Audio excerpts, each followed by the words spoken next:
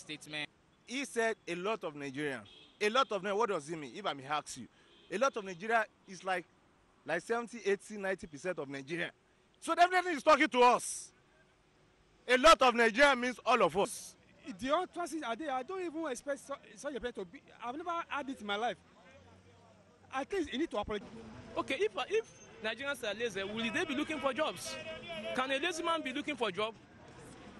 But has the president's comments been misconstrued? Some of his aides have since rose to his defense, a move many see as damage control. Damage control for everything. There are times you allow the damage to wear itself out, then go back to drawing board. The cabinet or the ministers are saying, they are saying to defend their job. This isn't the first time the president has been accused of making controversial statements outside the shores of the country. Respondents have, however, advised that he checks with his team on media before alibiing so as not to hurt the sensibilities of the public. Look at everywhere in Nigeria, the youth are working in every state, nowhere, selling pure water, driving wheelbarrow, cutting fingernails, and do conductor, and do business, in fact. And for him to come out and say we are very lazy, in fact, I was surprised by him, and we deserve apology from him. So if the election is approaching, you will see they will be using youth. For our president to go out and say Nigeria youth are lazy, I think the youth deserve apology in him because it's a wrong statement. And him, within these 3 years, is there any company that our president opened that the youth fail not to work there or they refuse not to work? What I believe that the president has done is a very great mistake to have said that public, to have exposed the Nigerian youth to international embarrassment. President Muhammadu Buhari needs to apologize to Nigerian youth on that, because that statement has definitely communicated the intention of his administration about the youth. Because if we take a microscopic look at this, it's as if the administration does not have anything in plan for Nigerian youth. So he needs to apologize to Nigeria, and to the Nigerian youth, we should not be intimidated, no matter how condemned, no matter how the government, no matter how they plan to criticize, to condemn us or to subject us to hardship. We should remain focused and continue to pursue our goal. And at all times, we should make sure that we contribute our quota to make Nigeria great again. And if Mr. President feels that we are lazy, let him not seek re-election.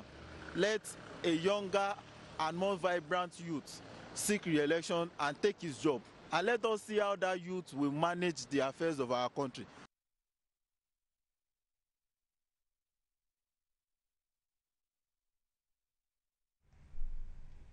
All right, you're welcome back. You're still on to Editors Forum exclusive on Galaxy Television. And if you watched the video before now, we looked at people reacting, Nigerians reacting from different parts of the state, from Ogun State, Lagos here, Kaduna, and they are reacting to President Muhammadu Buhari's comments on the youth. And of course, the special media publicity, Femi Adesina rebuffed the statement, say did not apply to all Nigerian youths. Now, I will not be discussing this alone. I have distinguished gentlemen here who are going to dissect all the topics clearly with an unbiased view. And we have Sunday Odibashi. Sunday, you're welcome to the program. Thank you. And of course, Ambrose Iboke. I don't know why you are copying me with colors, but somehow you are just color. I don't understand. Red is the game today. Very welcome to the show. And of course, Chuks Nwoko. Thank you very much for joining us. I'm copying your black too. Yeah. All right, let's get back to business now. So what do you think? Now, let's first get to your own reaction and get your unbiased reaction to this statement. You looked at the video. What do you feel about the comment that President Muhammadu Buhari made at the Commonwealth Business Forum at the UK? Sunday, let's start with you. Yeah, that's a typical diplomatic flaw on the part of Mr. President. You know, it's a diplomatic blunder. Because the duty of a president or a government in multilateral diplomacy is to promote the national interests of that country. You don't go there to condemn. And don't forget the platform he was representing Nigeria, an investment forum. What the stakeholders there wanted to hear, they wanted to hear about the investment, the business environment in Nigeria. You know, issues related to cost of production and how you can encourage you to come in and, invest. That is one aspect of it. The second aspect is that Mr. President is grossly mismanaged by those in the presidency. This has been showing for the past 3 years, and this is the height of it.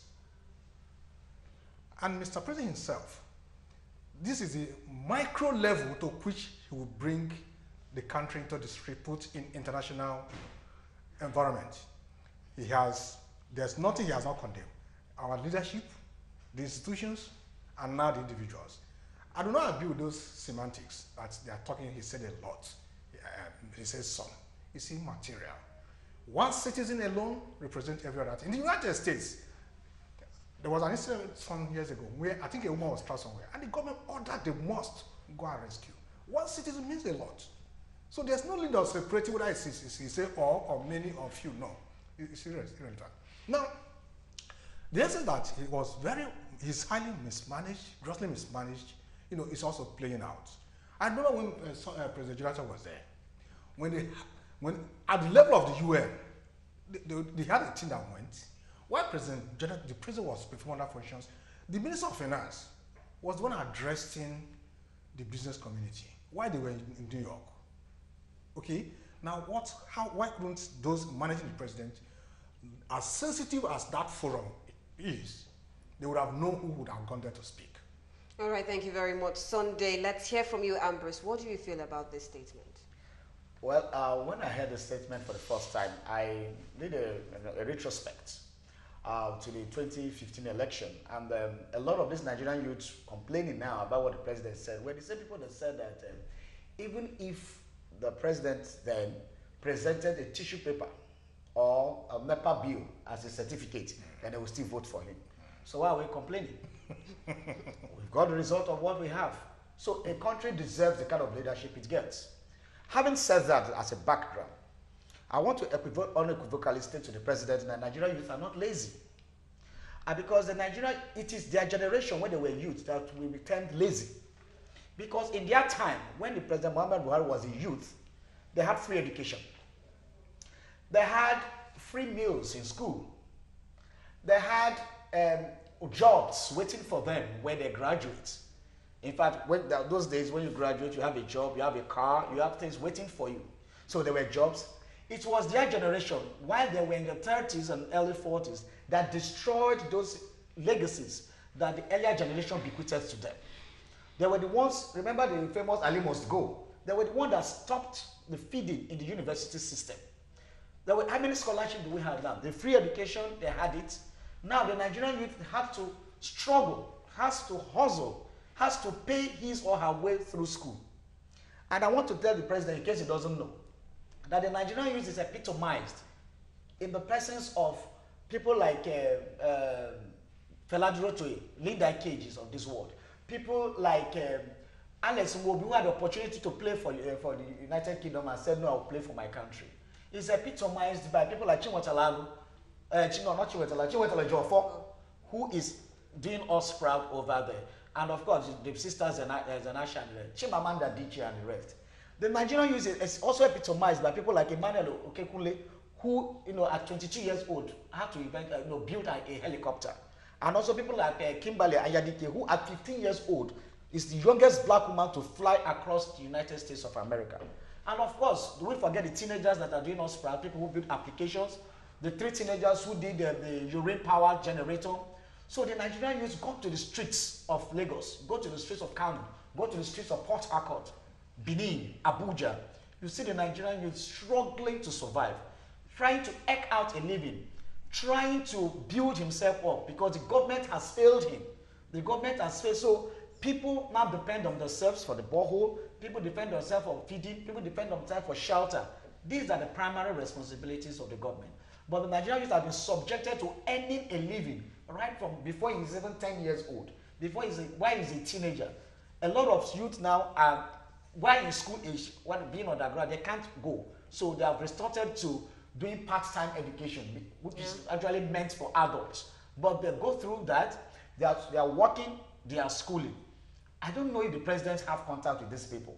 When he will go to the international community, that does not remove the fact that in every sphere of life, there are lazy people. Okay. I mean, we have lazy politicians. We have lazy pastors. We have lazy CEOs. We have lazy presidents. Now, you went to the international community as usual. I know. And then came to tell the world that your investment firms that are coming to look at, to source for local manpower and tap into the local resource. And you are telling them that your local resource, that we are lazy.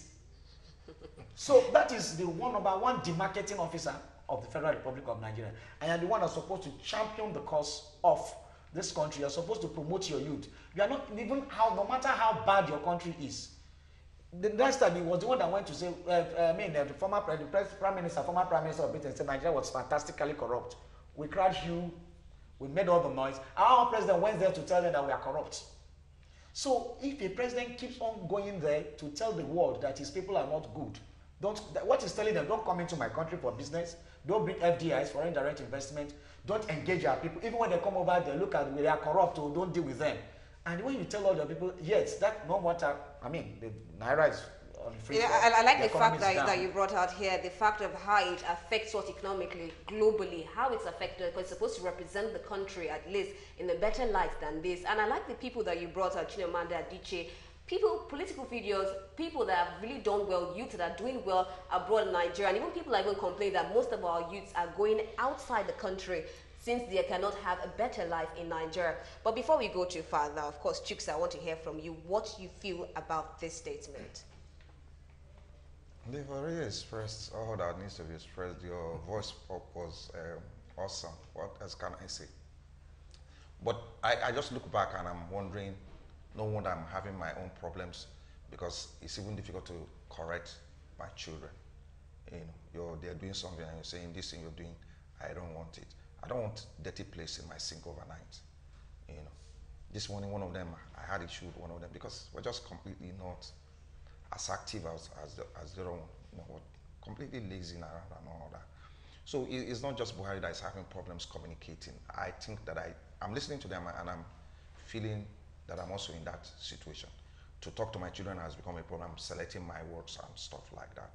I think that the president should have been more careful. This has taught him a lesson. I've always known that he's been silent a lot of the times. He wants to talk to us and go abroad, because every time you speak here, you just have to be politically correct in your speech and all that. If you and I grew up in Delta and all that, and we were brought up by our parents, they spoke to us without having to choose their words. Once you're offline, I told one of them this morning, those old good days, I won't be speaking to you, I'll be slapping you with my backhand. But I can't do it, because in this generation and time that we live in, speaking is a problem. Disciplining your children is an abuse and all that and all that. So what else am I going to say? You guys have already expressed opinion. In other words, you feel that statement he made now. No, but if you use the word some or whatever, those words have not stopped being qualitative adverbs or whatever they are called. Because the list that you read, look, from Calabar to Sokoto, Nigerian youths are hardworking people, intelligent people. But if you follow the international reports, in 2013, I'm a publisher of a magazine called MDG, Global Magazine. I know what MDG used to mean, Millennium Development Goals, not sustainable to me. In 2013, when the same President Jonathan was sitting at Aso Rock, Gordon Brown, the former Prime Minister of Britain, turned Aso Rock and London into whatever. It was constantly here because of the problem that we had at hand at that time, which led to Jonathan building so many Amajari schools and all that before he left power. That was one thing that he achieved before he left power. We have our issues. All these things that they are saying, they are correct. But, there's some, if you can still use word to describe. In other words, he should have been careful with his statements. Absolutely. Maybe he should have. But as a parent, this morning, I was careful. Because these days you speak to a child, he starts crying and you're wondering, what did I do to you? Those days, nobody, it was slap. He was doing something. Well, different people have different means of treating with their children. But you see, the times that, we're talking about the times that we're in now. Okay. We're in the age and times where you have Facebook, where you have Twitter, where you have WhatsApp, where you have whatever you have. You know what I did? As I was coming to this program, I brought this to show you. I want to show you this. I hope your camera is able to. We're dealing with Facebook the other time, and they were talking about harvestation of data and all that. people's brains are being harvested. This is my brain, this is your brain, right? This is the left side of the brain, and this is the right side of the brain. So if I make a comment to you, or I'm responding to your question, the question that you ask me that I'm responding to is either I've read a book or I've listened to somebody. I was not born with the information that I'm giving to you. You were not born with the information that you're giving. So as I'm responding to you, it depends on which side of my brain that is functioning at this point. If I'm emotional, what I'm saying, I'm speaking from the emotional side.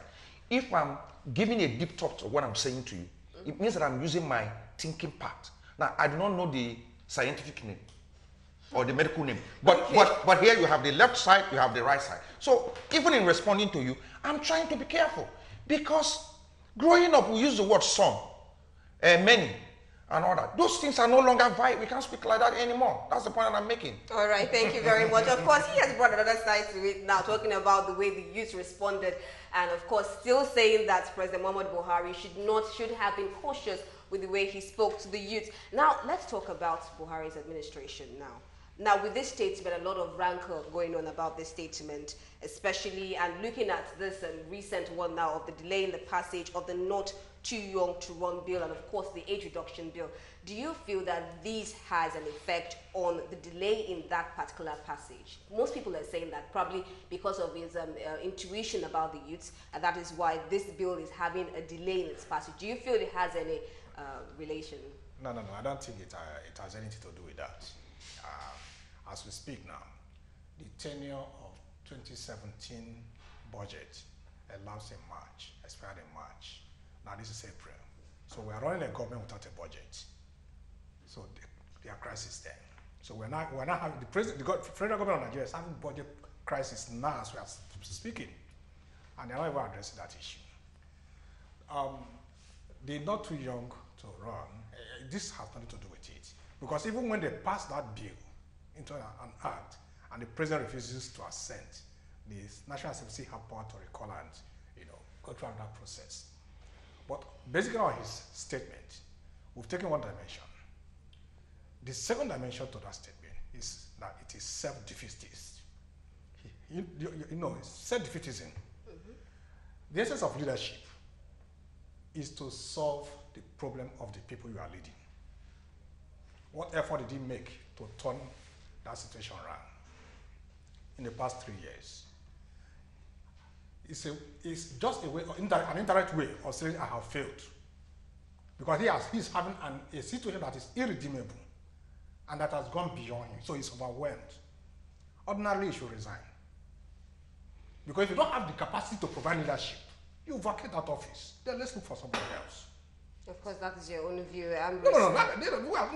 These are just the scientific approach to it, because we must understand the dynamics. Yeah. Okay. Okay, let's hear from Amritsar now. Do you feel that this, let's take from where he stops now, do you feel that this would affect, of course, you know that President Muhammadu Buhari has declared to run for 2019. Do you feel that this would affect his administration? Well, the Nigerian youth are always, let's come back to being lazy or not being lazy. Talking about free, well, the Nigerian youth is entitled to have free education, free house, free everything, because we are one of the richest oil producing nations in the world. If you go to the UAE, what do their citizens do? It is the foreigners that work there. The old Libya before they ousted Muammar Gaddafi, I mean, look at what they were enjoying because they were in oil. So it is not out of place for the Nigerian youth to have got free education up to the university level, get his house rent by the time he's graduated, just like the Muhammadu Buhari's youth enjoyed in his own time. Why will he enjoy it and didn't tell his own generation lazy and accuse people of wanting to enjoy it? Even when it was not available, they were still trying to make it run. Then, talking about not too young to run a bill, I don't think the Nigerian youth needs any kind of bill to exercise his or her political potency and activity. The Nigerian youth is politically lazy. Politically lazy. We sit down on the screens of television watching Premiership matches, watching the La Liga, watching Bundesliga, and all the football matches. They know all the names of the football players and how much they were sold in the season, but they don't know their names of the local government, their councillor, their ward councillors. Now, the Nigerian youth is docile, politically docile. We don't engage our leadership. We don't confront them. We don't challenge them. So they look at it from the prism of that, from that perspective and say, look, these people that don't talk, they will do anything, they don't talk. For example, I was engaging some of my neighbors who had issues of estimated billing. And they were murmuring. I said, I have a prepaid meter. But God knows if I was given estimated billing of 22,000 naira for a 3-bedroom flat, I know what I've done. Nobody's writing, nobody's petitioning, nobody's, taking the active measures to make sure they escalate the matter to the rest. Everybody grumbles, and then you go to your room and then you complain. The Nigerian youth, with election noise will soon start. They will start carrying placard. I hope they will not say this time around they will vote for anybody who presents tissue paper and NEPA bill as maybe we have learnt our lessons. Let's assume we have learnt our lessons. How many of them have the PVCs? How many of them will come out to vote that day, or will they be playing football 5-a-side in their own residential areas? So the Nigerian youth should wake up, should engage. Where is the SUG, the Student Union governments all around? Where is the NANS, Nigerian Association of Nigerian Students? Where are they? The whole thing is just there. Therefore, the Nigerian youth, while the president will come out and say you are lazy, is because he has seen that politically you are irrelevant. And then she allow the old men to, take charge. Therefore, nobody is going to give you power on a platter of gold. Nobody is going to give you power and say take. Therefore, you must grab the power. All right, thank you very much. Now, Chooks, do you feel that Nigerian youths are politically lazy? I don't know whether they are lazy, but I think that this election is going to provide the Nigerian youth another opportunity to venture out there and at least have a strong desire to participate, to contest, to do whatever you want to do. And I get that's the kind of feeling that I'm getting right now. A lot of people, I have 2 friends of mine who want to contest for the presidency, have a lot of political parties and all that and all. The point here for me is that any person who wants to do so must be mentally empowered. You have to empower yourself. You need to develop yourself mentally and all that. Because to govern a community in Nigeria or a street or your neighborhood, it's not a joke. Not to talk of Nigeria. You got to be prepared. It's easier said than done. But you got to venture out. That's what I don't know what I'm still a youth. Everybody's a youth. I don't think I don't know what I'm. You're an adult youth. But I know that I'm not lazy, and I ventured out in 2016 wanting to participate, but in the process I realized that that's not really where my potentials are. I can function, at that, and that's one of the reasons you see me most of the time on TVs, and I started publishing, I started doing all the things that I do, because what I do does not have to be expressed only in occupying a political office. Now, I am not usually like this when I come on television. But this topic has completely rendered me impotent because, where I come from, you said you're from Delta. I know how Delta people are. Look, I think you're bringing the state of origin into this. No, I'm not bringing state of origin, because even if I bring a state of origin and I localize you or myself, you can use it to juxtapose any part of Nigeria. You can use what I'm going to say to juxtapose any place, even in the world. Look, Rita, look, if you go back to where you come from, be honest. What you used to obtain in 1974, 75, 76, 77, no longer obtains. You have people early in the morning sitting down wanting to drink beer. It never happened. We went to the farm. Look, since the advent of Okada, people no longer go to learn how to. Look, there's a guy in Iseluku, he fixes cars, a mechanic. Go to his shop, he just sees himself and his son. You ask him, why don't you have people here? People prefer to ride Okada, get 6,000 naira between morning and evening, then take you out. Before you know you're pregnant, before you know the guy's abandoned you and all that. That's what is going on. Now, we are no longer allowed to express such opinion. He's been able to express by saying they are politically lazy, but they are not physically lazy to economically lazy. They are not. That is not a, you are saying that they are not lazy. We can't say it. Let it be so. But I just dramatized to you that we don't have mechanics, we don't have painters, we don't have. You know what we're doing? Look, I went to do a research for UNICEF to find out why you have so many broken legs in my local government. We found out that these young boys like to look for 65,000 at that time, buy Okada, and in the evening they sit down in the beer parlor. And these girls will come buy beer. So those buy soap, Crusader soap, buy beer, buy Mortina. Those guys assume that those guys, because they were doing those things every evening, that they were rich. So they get pregnant, and the guy is gone. So in other words, now youths are getting money the easy way. No, it's money. It's money. Everything we're doing now is money. No longer skills. No longer whatever. Look, Gordon Brown was coming here because we had 10 million children out of school. That's why. Okay, it's as a result of something. You know, these things don't happen. You said that these things were not happening in the 70s. Why was it not happening in the 70s? Because how many government technical colleges are still active today? There we have vocational schools. There were carpentry even in ordinary schools. We had, when we were growing up, we had this handwork. They were teaching, home economics was about handwork, weaving, all those kind of things. Then we have government technical schools. How many of those government technical schools still exist? None. The Chen Buhari generation destroyed it and they gained from it. So the youth are no longer technically inclined. They are no more creatively inclined. What do they have? Do they go and starve to death because the government abandons them? So they have, what is the way available? The family we are talking about, how many oil spillage was in that? I grew up in Warri. How many oil spillage was there? My school uniform used to be acid rain all over. Now the whole farmland has been polluted with oil exploration. Where will they do the farming? The fishing the fishes have all gone, and there's no aquatic life in that area anymore. What do you want them to do? Right. Sunday wants to say something. Let's hear from Sunday. Yeah, I think it's out of place to say Nigerian youth are political lazy. It's not correct. It's not correct in any way. Because there are two things, two factors you will look into. And we have to be a little cautious. The issue now is beyond the president of Buhari. Okay? It's about the system. Now, the system has so weakened the Nigerian youth that they hardly can rise for anything.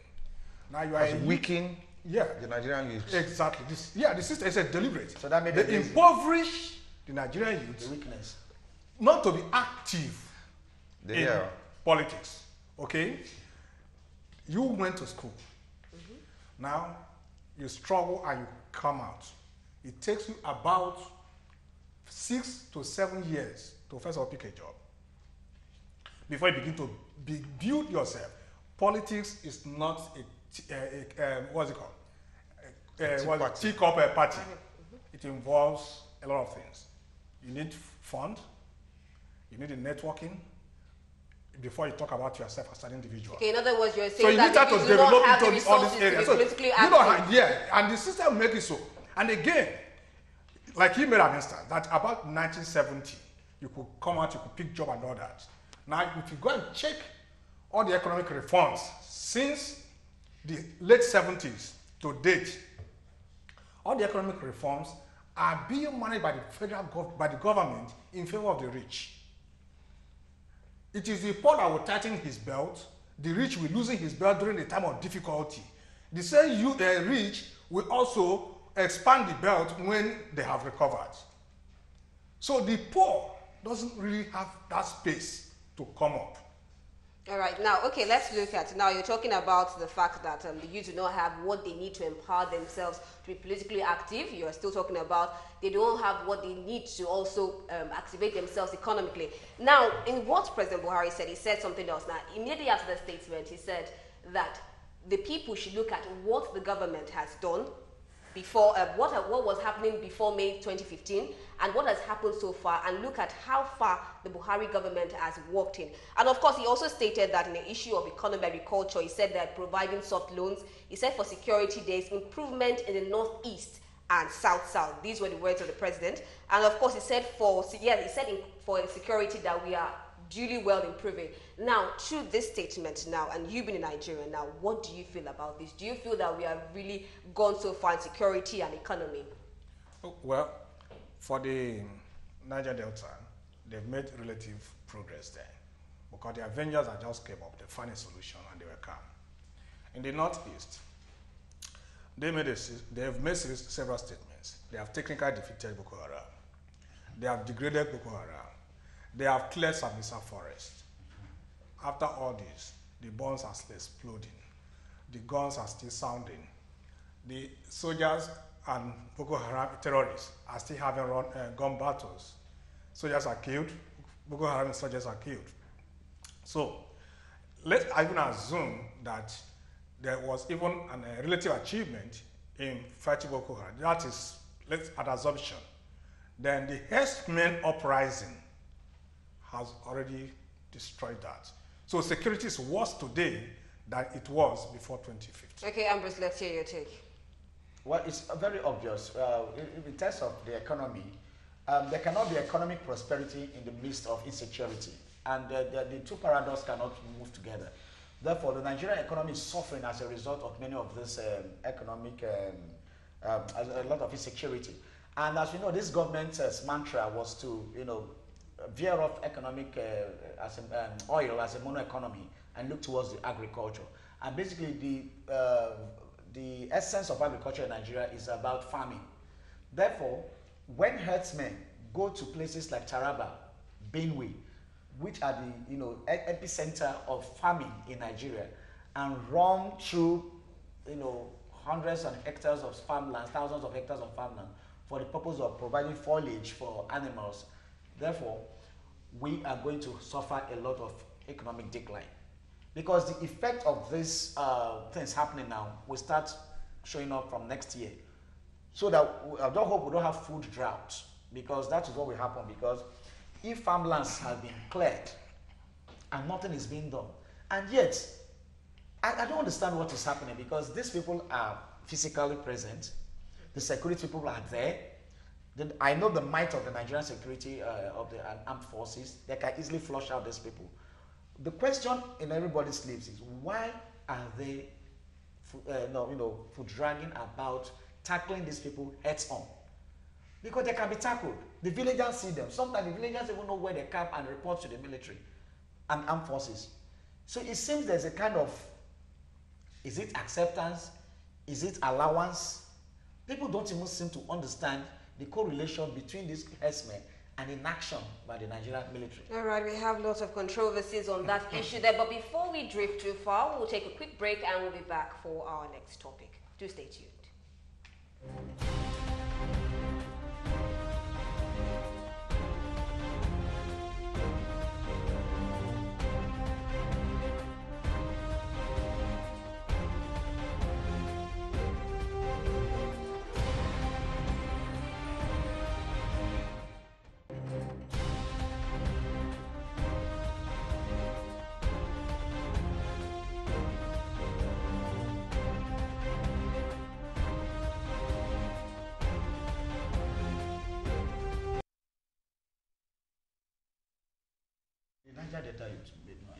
All right, thank you very much. You're welcome back to the program, and it is Forum on Galaxy Television. And previously, we were talking about reactions over Buhari's statement at the Commonwealth Business Forum.